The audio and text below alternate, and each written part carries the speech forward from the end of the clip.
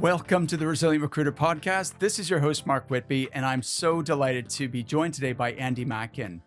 Andy is the CEO of the Mackin Group, which encompasses Mackin EHS and Mackin Talent. They're an award-winning business services company headquartered in Cork in Ireland, operating globally with 200 team members in 12 countries.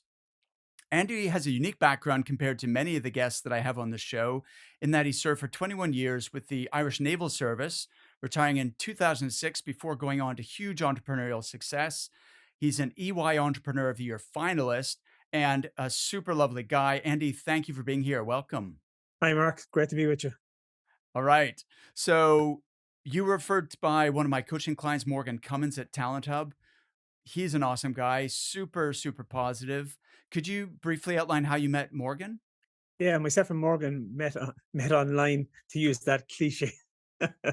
Mark, yeah, he's a lovely guy. We met online during COVID. I was just sharing content on LinkedIn, and obviously he's a really positive guy. I would consider myself a really positive guy myself. And we share a lot of values and similarities on how we think business should be run and things like that. So we've struck up a really good friendship, and we've kept that up. That's amazing. Do you remember, like, did he engage with something that you had posted or vice versa? I'm not too sure. I think it was something where I started a challenge actually in 2020 for myself, just before COVID hit, actually the January of that year. Actually, I'd read very little previous, Mark. Maybe the odd book here and there. I think I probably read maybe 4 or 5 books in the previous 10, maybe 12 years. And I've been kind of just following a lot of the really successful people online and stuff. And all of them seem to be avid readers. They crave information, and good stuff, not the negative stuff. So I said, okay. So my challenge was I would read a book a month for 12 months and see how I get on. And I would set my clock every morning, Monday to Friday, for 30 minutes, and inevitably I read a book a month for the 12 months. And I've kept that up. So every month then I posted what book I was reading, telling people that I was doing this challenge for myself, that I hadn't read a lot. And I think Morgan kind of commented on a few. And then we just kind of LinkedIn, and then it led from there. Oh, wow. That is such a cool story. I'm really glad you told me that. Um, Definitely, like, we find that the majority of our coaching clients are people who either read or they listen to books on Audible, Mm, and they're always, attracted to that sort of information that's either about mindset or about sales and marketing or about, being successful with business or recruitment specific, but not necessarily. And to the point that we've actually started our own book club for our clients. So we take a book a month, and then we agree on what the title is going to be for that month. People make different suggestions, and then once we agree on a title, then we all read it, and then we schedule the follow up call to discuss the book, what we took away, what we liked about it, what we could action, from the ideas we learned, and that sort of thing. So that's really interesting. And I'm not surprised Morgan commented on that because I've posted about books before, and Morgan has commented on those as well. And that's the other thing I wanted to pick up on. How often do you post on LinkedIn? I well, probably prior to COVID, Mark, probably not an awful lot, and not by just not choice. It's just like the time constraints. But during COVID, I kind of said I made a conscious effort to, if I'm doing a post, I'm going to do it. It's just going to be a positive post. So it's either about something positive that I'm reading, something positive that's happening with the business, and I think it just picked up. So I would probably comment a good bit now, not to the point where I lose myself in social media, because that's very easy to do. I'd be very disciplined about my time in that. But I'd post 2 or 3 times a week, but it would be something positive anyway, something that people would get something out of, I would feel. Amazing. That's such a good habit. It's a bit like going to the gym, 2, 3 times a week. And, such a great way to build your visibility, your brand, attract a following, and connect with really, really good people. Mm, absolutely. If people listening, like, think about when you go on LinkedIn and your news feed, you probably have certain people that you are appearing in your news feed again and again. Mm, And there's no reason that you couldn't be that for your audience where you're showing up consistently in people's newsfeed and either attracting new people to get to know you better, or even just staying top of mind with the folks who are already in your network. And absolutely. And yeah, go ahead. just on that point, Mark, while you're making it, I never really seen that as as something that I'd be doing until I started that challenge with the books. And then I realized that people have a vested interest in how they will see a person. So if they see somebody that is doing well in business, and I've been fortunate enough to be a finalist in EY, as you mentioned earlier on in 2020, and the company has won quite a few awards over the last couple of years. So people are interested then. So, well, what are you reading this week? Like, why are you reading that? And I was getting questions on a kind of regular basis of different people say, "Oh, I love that book. Yeah, you should try this book." So people started giving me recommendations then of similar type mindset books, positive books.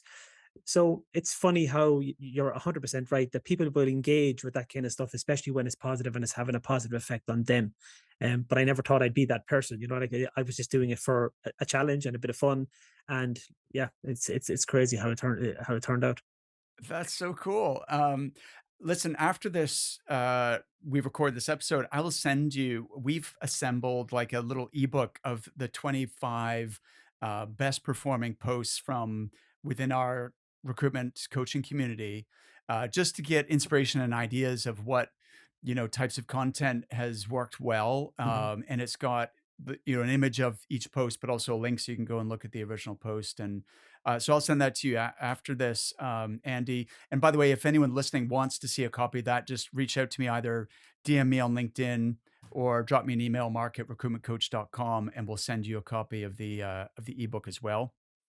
Um, Speaking of books, then, like, what I just want to continue on this theme for a couple more minutes. Um, since you started the challenge, what book have you found that had the most impact, or you enjoyed the most? There's a couple of books. The one I would say had the most impact is a book called The Compound Effect by Darren Hardy. And it's a very simple book. I read it in under the month. I think I got in 3 days early on that month when I read it. But it's just like um, about being consistent, Mark. Like if you're doing things, be consistent because the tortoise always beats the hare. It's just if you're Yeah. consistent over time, you will get there. You will win every race you ever run if you're consistent all the time. But always just taking that little step forward. And there's loads of examples in the book of different things and different situations whereby when you apply it to whatever task or whatever job, whatever piece of life or part of life you're looking at, if you're consistent with it, it will pay dividends. It's like you mentioned earlier on in the morning, 2 or 3 days in the gym every week. You won't see the results next week or the week after. You won't see them next month. Or you won't even see them in 6 months. But in 12 months, you'll have lost a certain amount of pounds. You'll have gained a little bit of muscle. You'll feel better. You'll be sleeping better. So most people give up in the 3 to 6 month period. It's not working for me, but it's like you just got to be consistent. So that book talks a lot about that, and it's a really, really good. It's an easy read, and anybody who reads it will love it. That is awesome. I've actually not read that one, so I'm adding that to my list, definitely. Um, it's so true. Like, the consistency is the same with posting on LinkedIn, of course, and Mhm. there is a compounding effect over time. Now, you can like just you post the right thing at the right time, and it's seen by the right person, and that person reaches out to you, and it turns into a client or a candidate or a Mhm. new team member or what have you. But in order to put yourself in a position that you do, you know, you you can't time that, right? Because you don't know when your No. ideal contact is going to be reading it. The only way to time it is to be there every day, posting regularly, Yeah. and then you have a much better chance of connecting with those people, right? Yeah, but people will isolate that one golden nugget, Mark, that you post, and you get 50,000 people following that one. But they don't see the other 365 days of the year that you posted other stuff. But like for that one person to see that and then for it to go viral for you, you have to be consistent over 3, 4, 5 years Right. of content, and then Yes. you hit the goal. So I don't believe in those one offs. People say, "Oh yeah, you're just lucky." Jack Nicholas always said that the harder I work, the luckier I got. So Yeah. it's so true though. Absolutely, 100%. You can't really we study the algorithm, and we, like, closely look at within our recruitment community, like, what posts seem to do well and how to craft your opening hook, which is the first line of the Mhm. post, and, like, all those things, but really, you can't make a post go viral, like, you No. just never know what's gonna take off and what's not. The only thing you can do is put good quality stuff out there consistently, and then most of it will do average, which is still good. Like, if you get 500 or 1,000 people looking at your post, then that's still 500 to 1,000 people in your network who are, you know, remembering who you are and what you do. But if you're putting value out there consistently, once in a while you'll just get something that absolutely takes off, and Mm. you get a lot more, reach.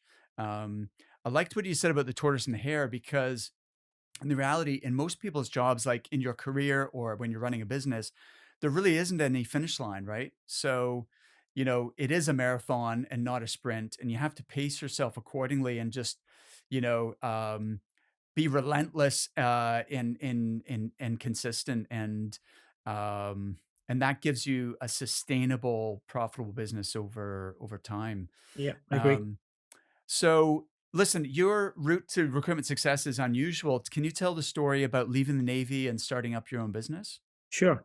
Um, so, like, as you mentioned, Mark, I did 21 years in the Navy. I served my time as an electrician. And probably, I was working with, we have a representative body here in Ireland for the Defence Forces called PD4. So they represent the enlisted personnel for pay and conditions and all that kind of stuff. And I was involved at national level as the assistant health and safety officer.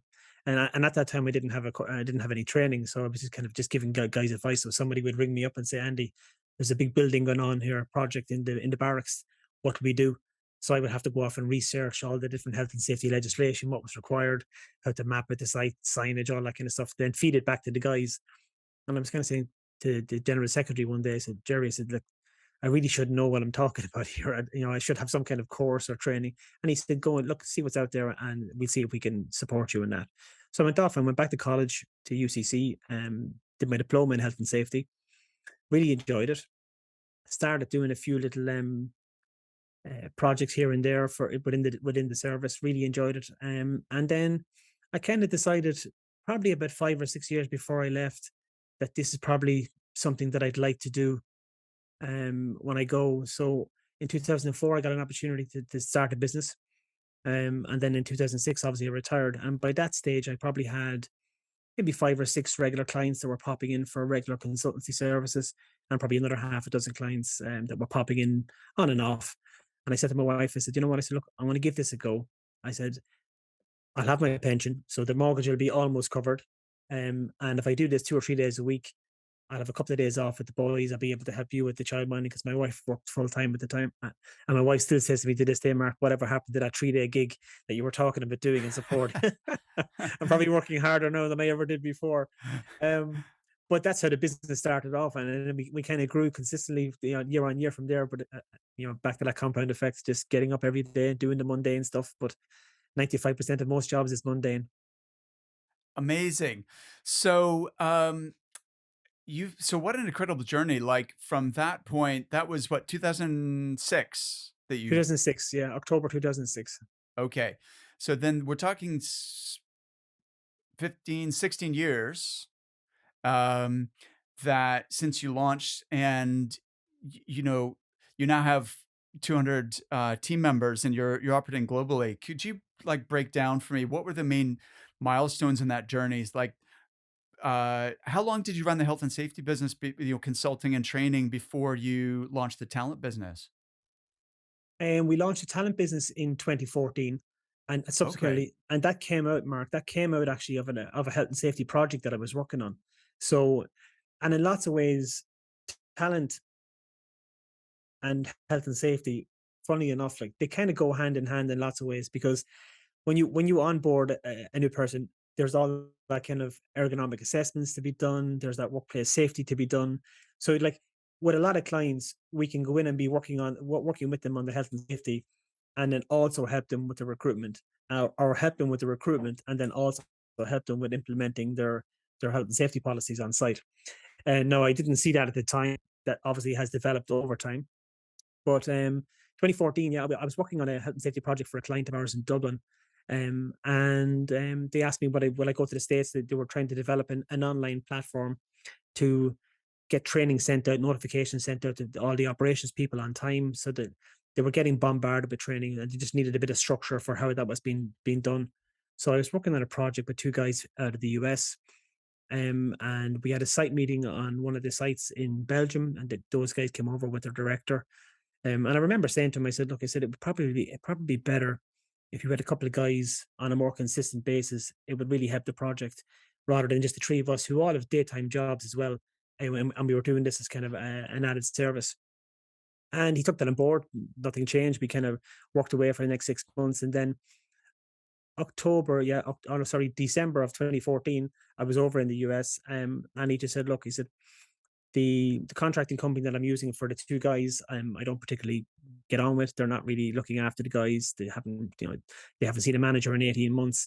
That contract is coming up for renewal. I said, would you be interested in hosting those guys? And I said, look, I said, I don't really do recruitment or project resourcing. It's like health and safety consultancy and training. That's what we do. And he said, look, it's going out in the new year. Have a think about it. You've got first bite of the cherry. So I went home, and I was seriously thinking about it. I'm still kind of humming and hawing because again, you're looking at a new avenue in a different country, which I hadn't done before. Um, and unfortunately, that year, Mark, one of my younger brothers passed away 2 days before Christmas, and I remember sitting in his house with my younger brother.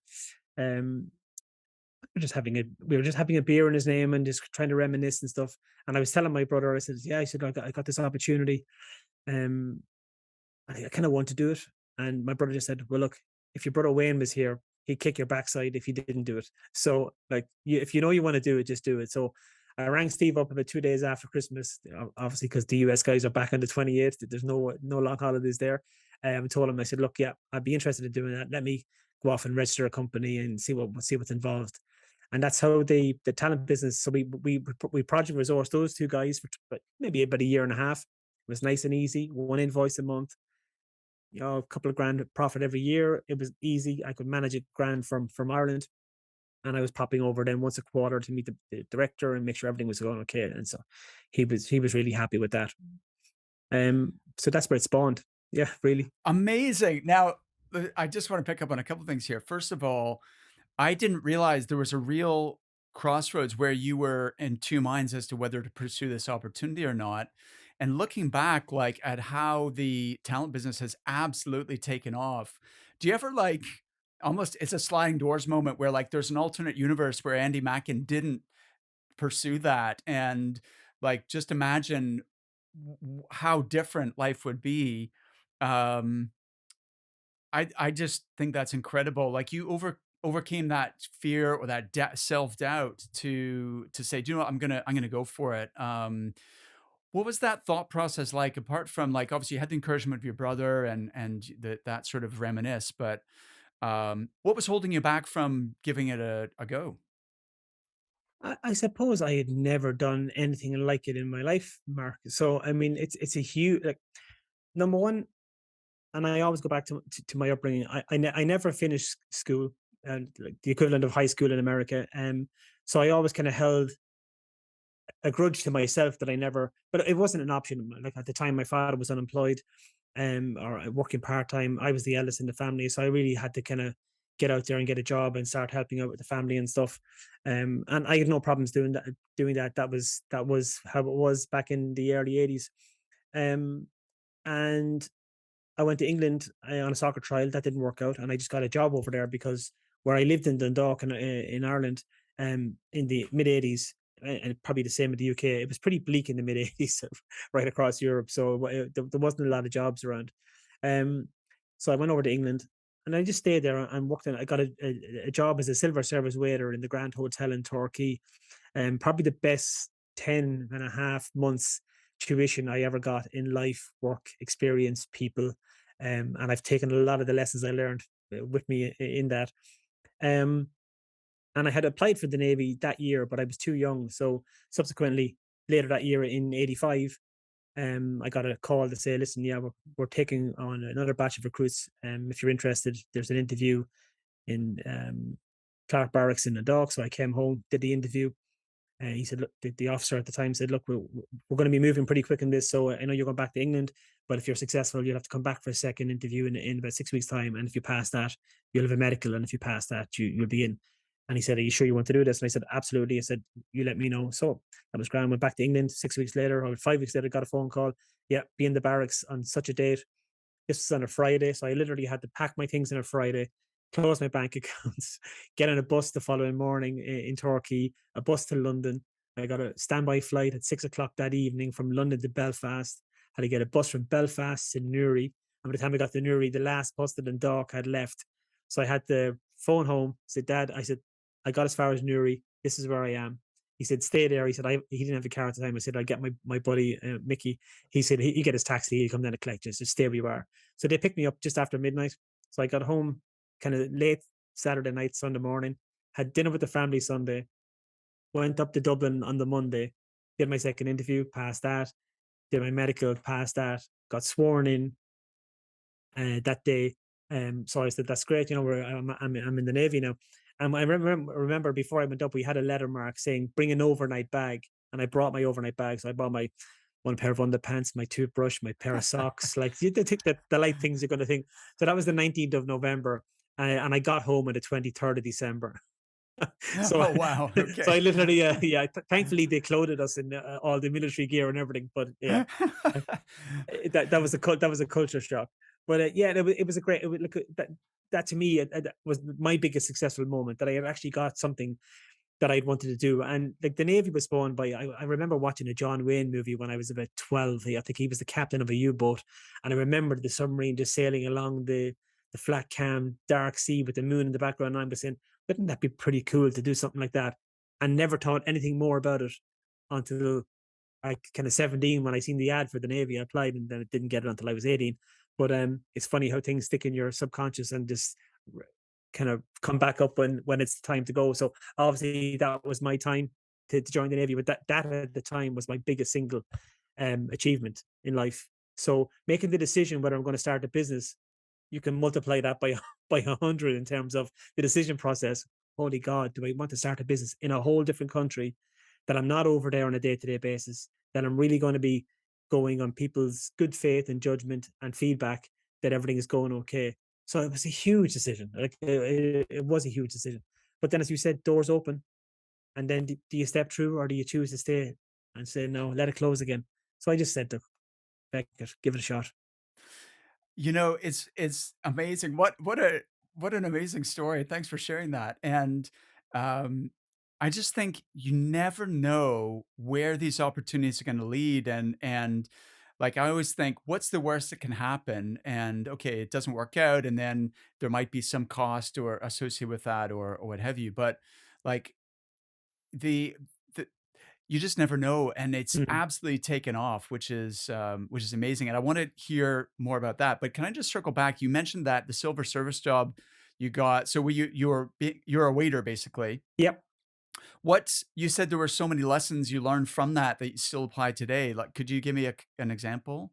Well, you know this as well, as a coach and as a recruiter, Mark, that like it's all about people, people that you deal with in terms of life is about people regardless. But I think in recruitment, it's a pretty solid um, kind of industry where it is all about the people. It's how you get on with people, how you react to people, how you react to candidates, how you react to clients, how to read them, how to understand them.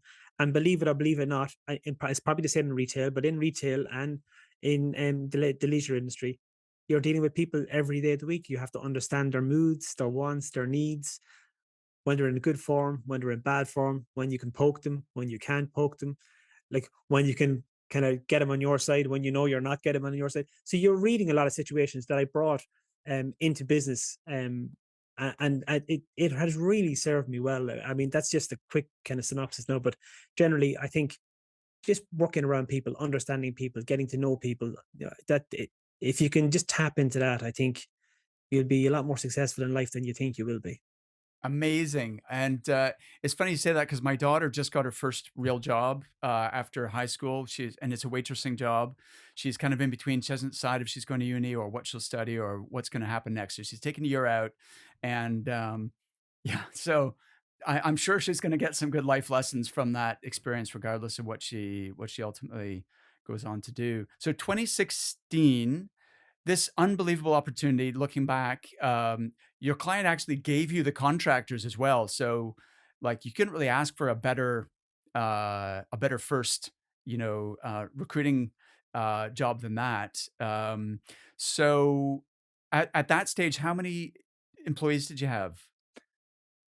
2014. On the health and safety side, we Yeah. probably had one, two, three.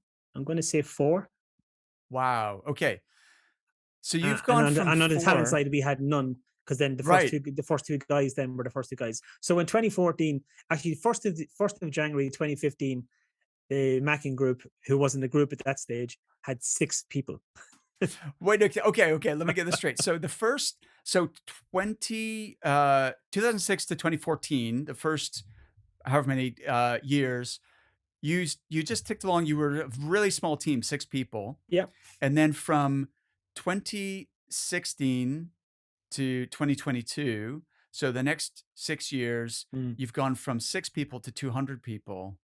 That yeah. is incredible, Andy, like, what I can't even it's kind of mind-boggling to think how rapidly you've grown. If you were to break that down into kind of the critical stages, then what would those be? If I broke that down, Mark, I'd scare myself. Okay. You know, Well, and I think a lot of the time, the success part of it is I didn't overthink it too much. I didn't try to okay. make it overcomplicated than it was. Um,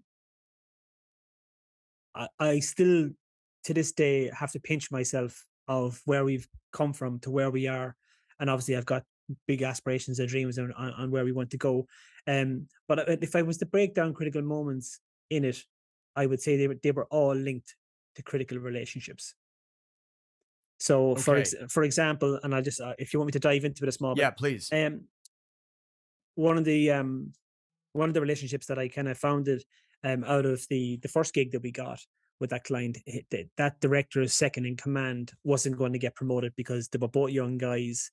So he subsequently moved to another big multinational and asked me to come along and help them out with some project work that we're doing, very similar to what I had done with the first client. And I sorry I can't tell you, Marcus, I'm NDA'd and a lot of this stuff. So you'll guess anyway. Like they're big multimedia companies, so like I'll leave it at that. Um, but brought me along, and then he made an introduction to the global facilities manager for the company. They had just bought a company for 1.4 billion, and they were looking for, funny enough, they were looking for health and safety in Cork, London, and Zurich. So I was able to look after the Cork project, and then we needed a kind of a consultant to look after London and a consultant to look after Zurich. So we did that. First quarter came over for a visit, um, and we had a great meeting. What he said to me, I kind of thought this can't be this easy. He said to me basically, he said, Andy, your communication style is fantastic. He said, I send an email, you respond straight away and let me know you've got the message. You're not telling me that you're doing it straight away because he said, I'm realistic. I said, I know people can't just drop things to look after me. But he said, I never had to worry about coming back and checking, was it done? Because once I got the response, it was done. Second, I got the email. The third email, then our second or third email was job completed. Here we go. This is what we want. And he brought then three health and safety contractors on board and asked us to look after them. So that was fine. So I'd kind of gone from 6 or 7 people to 10 people now, Mark. And he was so happy with the service that he sent another 16 people to me in the next kind of 2 months. So Oh my goodness. either new 16 positions, other hiring managers. yeah, no, 16 actual positions. So and they 16 were positions. Okay. guaranteed. So they were either converting from different contractors of relationships that he had finished up with. He was moving them to Mackin, or new positions that he wanted to fill. And we subsequently then just kind of doubled nearly every year after that. It was just bizarre. And then, of course, then one hiring manager introduced you to another hiring manager because they've had such success with you in that, and then it's like the ripple effect after that. So, but every one of them, Mark, were key relationships. I put the time and effort into relationships, and I would like to think I do that with everybody that comes in contact with me. I always give them the time of day that they deserve. They're another human being on this earth, just trying to get by like everybody else.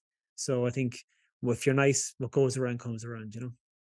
Amazing. So there's a couple of interesting things about that. One being that here you are quite a really small company, but you're doing business with these massive Mm. multinational, companies doing acquisitions for over $1 billion.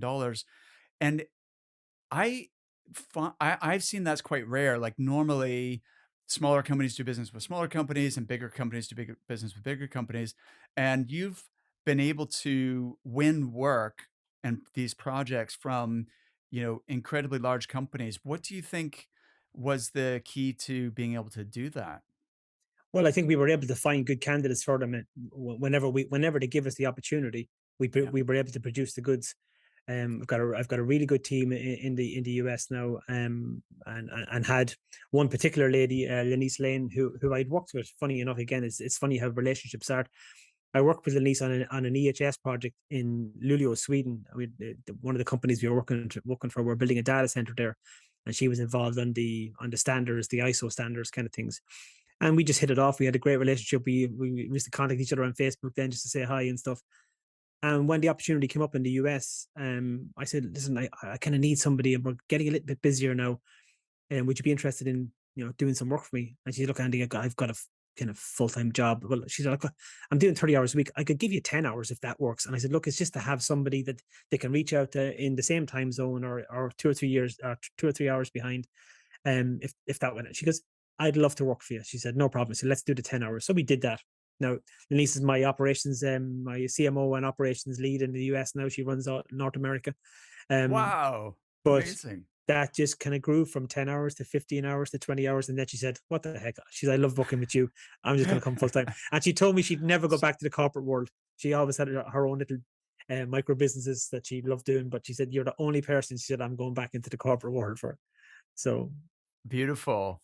And, so it seems like if I can analyze your recipe for success, your number 1, it's about relationships and really, delivering on what you say, mhm. and as you like, absolutely, talent trumps all. If you are able to find and deliver excellent, candidates for the client, then of course they don't care if you're big or small or whatever, just that you can deliver and they can rely on you, right? So you form these relationships, but then it seems like you are able to turn those into major accounts. So could you say a little about how you start with maybe one relationship with one person in a company and then expand that out so that you're actually getting a lot more opportunities within that same customer? Absolutely. So I'll give you a good example. And even as recently as this morning, I got another introduction from this particular person. So one of the first people we hired for one of those multinationals in California, um, was subsequently converted to a full time employee about maybe 2.5 years later, maybe 3 years later. That person is subsequently now went on from that to become a team lead, project lead, then started making decisions on building out teams. So that we were getting more opportunities with him. Subsequently introduced us to other people that were supporting his team of, "Look, this is a really good company that I've been dealing with." And they come and get some people from us as well. We ended up then doing a lot of the VMS for them. So they actually said, "Look, we need a 10 or 12 people. Can you manage that team for us?" And one of the unique things that Mackin does, particularly Mackin Talent, Mark, is that if we have 10 or 12 clients, or candidates with a client on a particular team, we will actually put a Mackin person in with the client free of charge to the client to manage those Mackin people. So the client has no interaction with the team other than, "Hi, how are you doing? Blah blah blah. Yeah, work's been done." It's everything is disseminated to the team lead. The team lead disseminates the information to the actual team itself, and they get the work done. Any grumblings, PTO, HR issues, pay issues, it's all dealt by the Mac and lead. So the client doesn't hear any of it. So they just have that one point of Uh, contact. Or as one of the guys said to me one time, that one throat to choke if there's a okay. problem, which I thought it was a great saying. But like they've got that one person, and Okay. they seem to really like it because it just, they can get on with the work, they can concentrate on stuff, and they know that everything is being managed from the first guy to the last guy in the door. They don't have to worry about anything like that. Um, and subsequently this morning, that guy Chris, did another introduction for me this morning to another hiring manager that's actually building out a team and would love to know how Mackin's success within the client that we're working with, how we've done it, and very interested in looking at opportunities to explore that with his team. So it's like the golden goose that keeps giving, but I think it's how you, like, we treated that Chris, like, he's a great guy. I know his wife, I know his kids. Um but like, we treated him as a contractor with the utmost respect. He had decent PTO. He'd health, dental, vision. He had 401k opportunities, like everything that a contractor generally doesn't get with a lot of companies. Because you know yourself, the contracting world is like bum in a seat for a lot of time. And our USP was just to be different. Like why would we treat somebody different than we'd like to be treated ourselves? My father always said that, and I believe it. It's so true. So in life, it's like treat people the way you want to be treated yourself as a human being, and you won't go too far wrong. And that, Chris is still referring people to us like, it's a 6 years on. So that's just one example. Amazing. So this is genius, Andy, how you have that on-site person with any client where you have, what was it, 12 people or Yeah, 10 more? to 12 people, depending on 10 the to client. 12. Yeah. Yeah. Okay. So although they're on your payroll, right? Yeah. So Correct. Yeah. that is an additional cost. However, it really embeds you with that client. And it's almost like you have your own like full-time salesperson inside that account who's like not only ensuring that the project goes smoothly and ironing out any issues like immediately, but also they're able to find opportunities that you probably wouldn't be aware of otherwise, or do you know what I mean? That I just Well, think that is genius. they're there on a day to day basis. So Yeah. they're meeting people in the cafeteria at coffee, just having a chat. Well, what do you do? We had this thing actually. The lease thought of it years ago, Mark, where we call those guys engagement specialists. So like they will engage with the client. They're the specialists in that. So that's the kind of title we've given them. But we Yes. got all the engagement specialists that we had in this particular client. We got a little nodding doll of the person, so it was their actual caricature, and they used to have it on their desk, and it became a huge talking point with a lot of people. Is it, oh yeah, you're at Mackin. Yeah, yeah, we've seen the nodding. That. So it came to a point where if we'll say Courtney was one lady that we had, she's since moved on, but if Courtney was looking to speak with Mark and Mark's wasn't at his desk, she'd leave her nodding doll on the desk, and Mark would know that that was Courtney from Mackin, and he would go and bring the. So it was ingenious in loads of ways. But again, it's like you said earlier on, even about posting on LinkedIn. It's how you stand out, how you unique.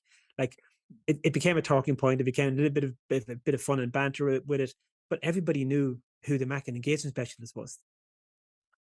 That is cool. I love it. You focus on relationships and Mhm. delivery initially, then you build up that account to the point where you have your own on-site engagement specialist in place.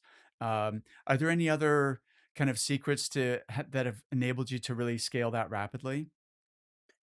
Um, no, not really. I think it's just like every time you get an opportunity like that within the VMS model, it's to bed that down as quick as possible, and then you see the opportunities themselves come up because you know yourself, Mark. When you're talking to people, the best thing you can do is a lot of times just to be quiet and and they'll talk, they'll fill the void, and that's more opportunities come out of that. And that's not being facetious in any way. I mean, obviously engage, but I think sometimes people are talking just for the sake of wanting to say something. Whereas if you're in a meeting with a client and they're actually talking about upcoming projects, if you leave that little bit of silence in between your response, it gives them an opportunity to think and say, "Oh, actually, I forgot about this. We're possibly going to need two people for this project because I forgot." That might have never come up in conversation if you had have just blurted out something just for filling the void, for want of a better word. So I think it goes back to that engagement part that you mentioned earlier on. Like just really engage. It's all about relationships. If you can work in the relationship and build it and really bed it in. Excuse me, and I don't mean in a kind of a underhanded manner. I mean genuinely, if you have good, honest, positive feelings for the people you're dealing with, the relationships will blossom. And I think a lot more opportunities come out of that because people want to do people with people they know, like, and trust. Um, Absolutely. it's the old adage, but it's 100% true. What you're saying about like it's a stereotype of salesmen that they have the gift of the gab or they've kissed the blarney stone to use the Irish expression and they're good at talking. But the reality is the best salespeople spend more time listening, don't they? Asking good questions and listening and letting the customer talk rather than, as you say, just talking for the sake of it and trying to impress people. Um, how much how much of this relationship building are you doing remotely via email and phone and Zoom versus in person? Probably on a percentage basis, I would say we're probably back to now probably doing about 65% in person, and the rest is Okay. probably well, a lot of the initial stuff is by email and introduction and quick Sure. Zoom call or Teams call or whatever it may be. But I think, yeah, we're slowly but surely getting back. We're about 65%. I think that we have a lot of sites are operating now back at least in a hybrid model. So the engagement specialists have opportunities to get back on site. And funny enough, again, in 2 years, managers have come and gone. So they're also reacquainting themselves with new managers and potential new opportunities. So a lot of the time you miss that on Zoom, Mark. I think as much as you we can chat away here and it's like do the podcast and everything and have a great time and have a great chat. There's nothing quite like it if the two of us are sitting in front of each other having a coffee. Conversations seem to flow better when you're in the room with somebody. I'm not saying this isn't a good thing, but I would love to get us probably back to 70-75%. I'm okay with people working a bit of remote. I think hybrid is good. Like a lot of the team stuff I think should definitely be done in person. If you're doing project stuff where you have to get the head down and you just want to be quiet, then I'm fine with you doing that in Belize or Niagara Falls or wherever it may be. Once the work is done, it doesn't matter. But the team stuff, I think, the collaboration, anything like that, the creative stuff, I think that's we missed a lot in the last 2 years being remote for that. Yeah, absolutely. We love Zoom and virtual meetings, and we do, like, on a week to week basis, we deliver most of our coaching Mm. via Zoom like this. But we do like to get together in person and meet up. We just did a live summit in London in June. We're doing one in New York City in October. And you're absolutely right. What you said, where people already it was nice because people felt they knew each other from Zoom, so but then when you get to meet someone in person, it's a whole 'nother level of Yeah. relationship. It adds so much, and people were able to go for a beer together afterwards, and, yeah, it is a richer experience, I think.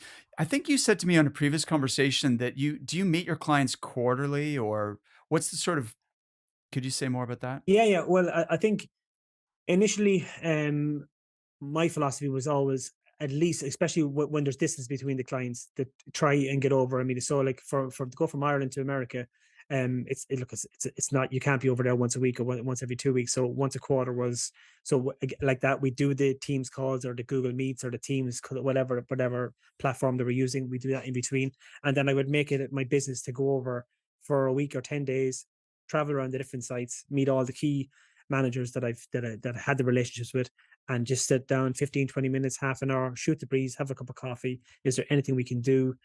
And again, like that, just listen. Well, are those teams expanding? I mean, one of those conversations, it's about 3 years ago now, Mark, has subsequently led to a project we just literally signed there about 4 weeks ago for I think it's like 18 million over the next 3 years.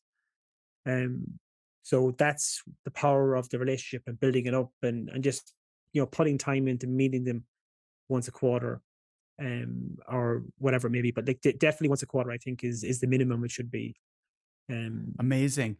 I want people to really think about that and take that away as an action item is, um, when was the last time you met your client in person?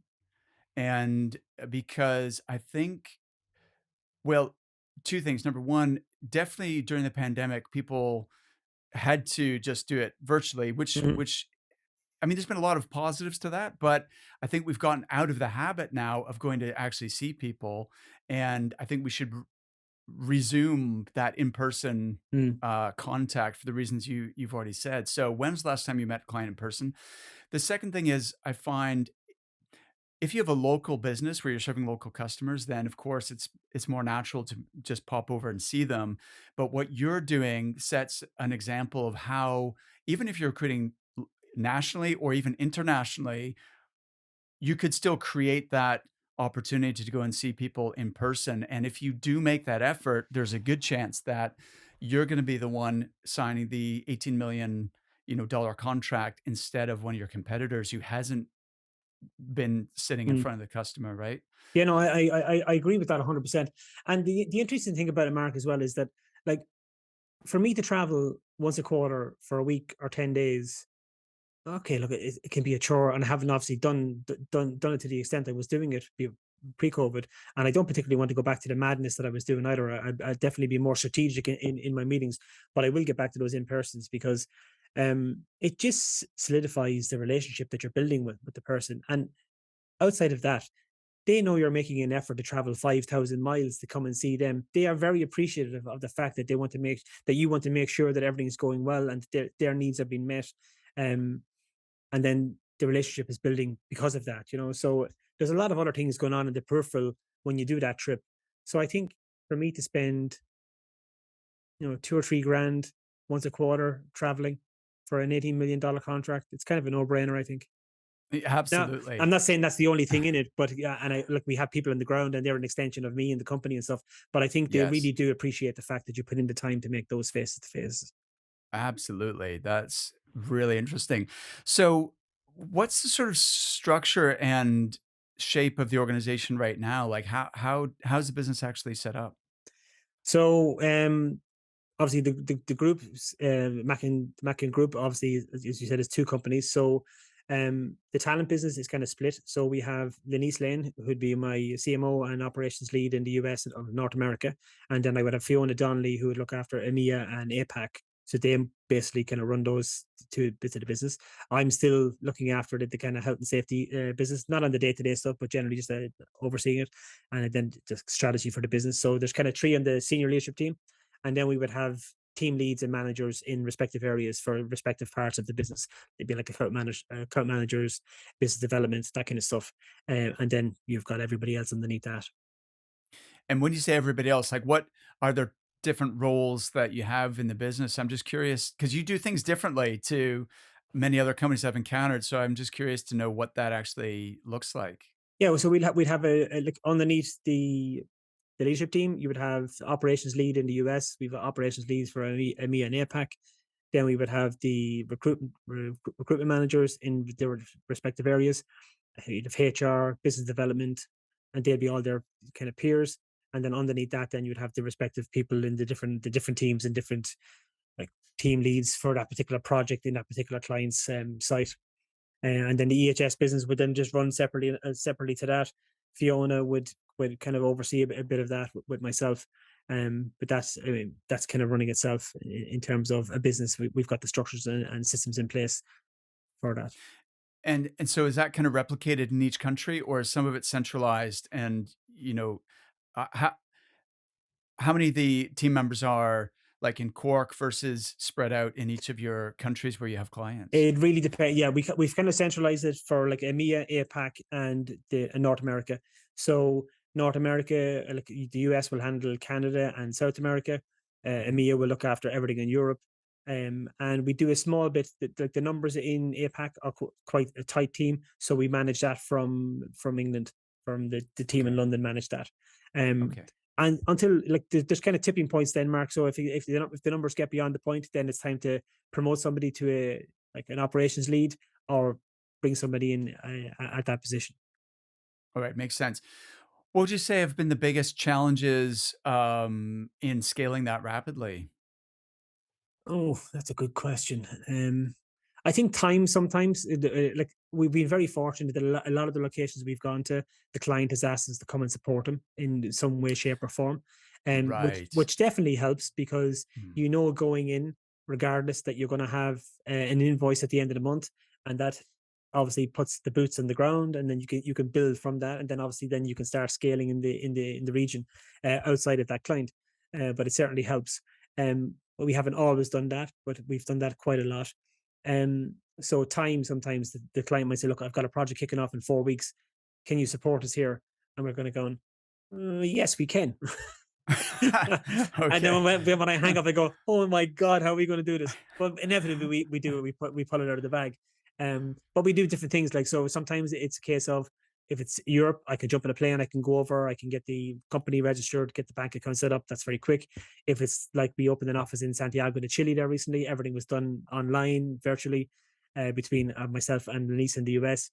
But we used a company, an RPO company, who went in there, would manage everything, all the legalities, payroll, everything, onto a point whereby it becomes more expensive for them to do it than it does for us to do it ourselves. But at least it lets you get in there and you could be up and running within 10 days, 2 weeks, if push came to shove. Wow. You guys move fast. So like So you say that like, "Oh, yeah, we'll just set up a company in Santiago, boom," and, like, I for a lot of people contemplating moving to a new country, and setting up there, that would be a I mean, that would be a months, if not, years in the planning. But I guess, as you say, part of your secret is you're moving with customers, so you already have business there, so that gives you a soft landing in that new region. Um, what's the kind of record for setting up a new location and supporting a customer there with boots on the ground? I think Santiago de Chile, I think we had it done in like 13 days. Wow, that's ama but what about getting Mackin Talent? Like, are you hiring locally, or are you sending someone from another office to set up that office, No, we're or hiring locally. So we have one of our team members in the US is originally from Colombia. So have the language, and we're able to go through all the LinkedIn profiles and stuff in the different languages and pick out some of the top talent that would kind of focus in on the particular position that we were looking for. And we were able to find the person and produce the candidate, and the client was delighted. And I think we're going to probably get another 5 or 6 people out of that. So that team in Chile is going to grow nicely over the next kind of 4 to 6 months. wow, that is awesome. Andy, I feel like we've only scratched the surface and, I've really enjoyed chatting with you. We could talk all day, I'm sure. But, Absolutely. so looking back to 2014 to now, um, what has been, like, the biggest, lesson or learn or, yeah, the biggest learning experience? The biggest learning from experience for me, Mark, is that you just have to do the mundane stuff. Like if you look at the likes of U2 on stage and everybody's going, oh, and I'd love to do that. But like nobody wants to be on a bus 360 days of the year that they're busing for. Now, in the olden days, obviously they can private jet and everything now. But you know what I mean? Like they did the really dirty, gritty, mundane stuff that is in most jobs. Like your job isn't a bunch of roses every day for 8 hours or 9 or 10 hours a day. Mine isn't. I'm doing a lot of paperwork, documentation. I kind of like my eyes go square from looking at the computer sometimes. But then to get up on stage and receive an award or an EY finalist, I mean, they're the highlights of the. But like, you get that from doing all the mundane stuff. So the biggest takeaway for me is that you have to sweat the small stuff. You have to do it. You have to put in the work. You have to be consistent, and you'll eventually get that compound effect. To use Darren Hardy's title, but I think that is the biggest learning lesson for me in life in general. I can look back and say that now, but definitely since the business started, so they went into the business side of things. You just nobody forces you to do it. If it won't happen overnight if you don't do it. So the only thing you can do is just get up every morning, go to the gym, get your sweat done, get out, leave the gym, positive energy, get your breakfast, and go and do that on a consistent basis. So I think, yeah, just sweat the small stuff every day, do the mundane, and you gain the rewards on the other side. Amazing, and I'm glad to find a fellow U2 fan as well. That was my favorite band in high school. Thank you, Andy. Great talking to you, and, have an awesome rest of your day. Absolute pleasure, Mark. Thanks very much.